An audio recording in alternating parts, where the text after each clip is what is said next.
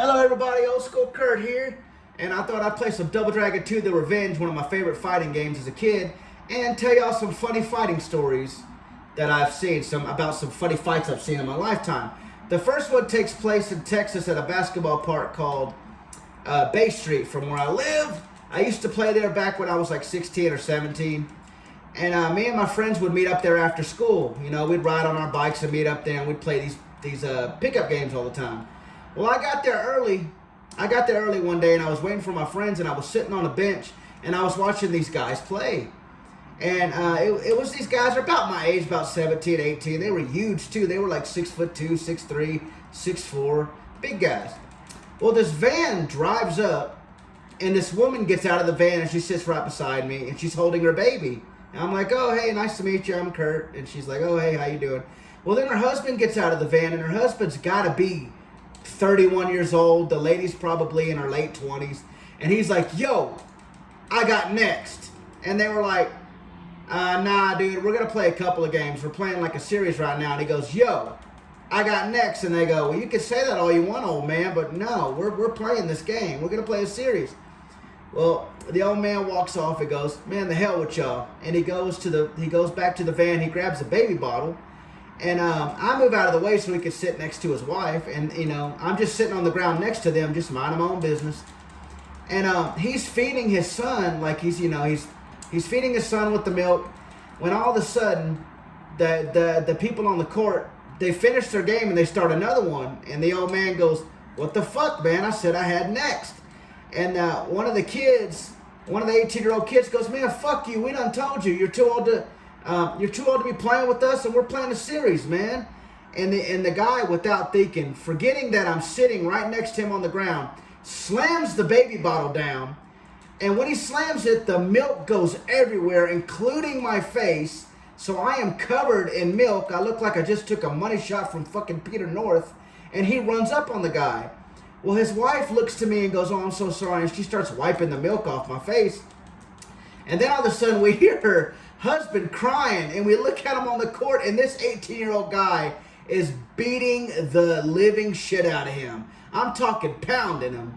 And then all of a sudden his wife starts screaming. She's like, oh my God, like, ah! And his name was Daryl, I found out. So she sounded funny. She was like, no, Daryl. She had a real southern accent. No, Daryl, ah! And she stops wiping my face, and she goes to help her husband out. So the guy's on top of her husband, just pounding him, punching him in the face, right? And she walks up and goes, stop it, leave my husband alone. He turns around and slaps her, and she goes flying down. And she looks at me like, do something. Bitch, I don't know you, and you just threw milk on my face. I'm on their side. Well, anyway, they finally stop the fight. Their homeboys break it up. They walk off, and my friends show up later. And they're like, why the hell is there milk all over your face?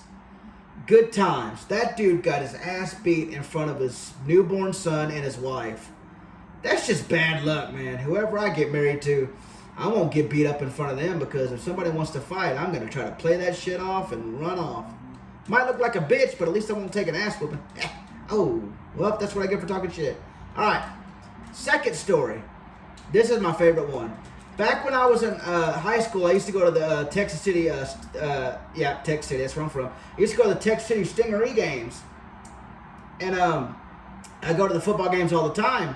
And I used to sit with my class, you know. Sometimes I'd go with friends. Sometimes I would just sit with random people. I would always go. Well, there was one time I went, and the only seats that were available were right, like in the stands, were right below the preps. And I hated the damn preps. I hated the preps, man. All rich people wearing their white polo shirts, and rich parents, and they're all assholes and shit. By the way, I love preps now, but back then I didn't. Well, anyway, I'm sitting down watching the game, and this Mexican guy comes and he sits right beside me. And he looked real cool, man. He had like a Mexican soccer shirt. He had a badass hat. Real cool guy. He's just sitting there. Me and him are talking. He's like, hey, how's it going? You know, and I'm like, oh, hey, man, how you doing, man? You know, just having a talk.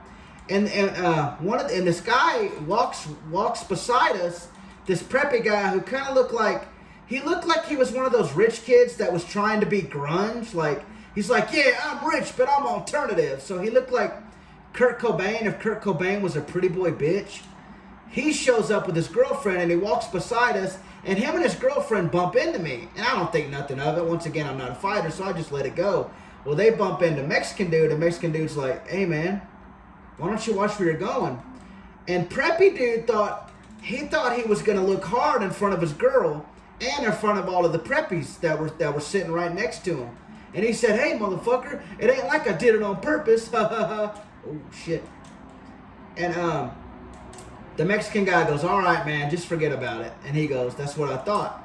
Soon as that preppy boy says, that's what I thought, the Mexican dude jumps up like fucking Rey Mysterio and just starts wailing on the guy's face. I mean, fast punches. I mean, punches faster than Pacquiao. I mean, he just hit him with that 1, 2, 3, 4. In about 4 seconds, he lit up that guy's face with 10 punches. And then all the preppies jumped in and they pushed the guy down the stands, and the guy fell, but he landed on some people and he ran off, right? Well, I'm like in shock. I'm like, holy shit, did that just happen? And I look up at the preppy dude that was trying to look hard in front of his girlfriend, and y'all, he was crying. He was crying. His face was all bloody. His girlfriend was just staring at him with a disappointing look. Like, and they both looked at me, and I just started laughing. And the guy goes, what you laughing at? I said, I'm laughing at the fact that you just got your ass whooped in front of your girl. Preppy motherfucker. Rich boy. Rich alternative bastard. You just got your ass beat.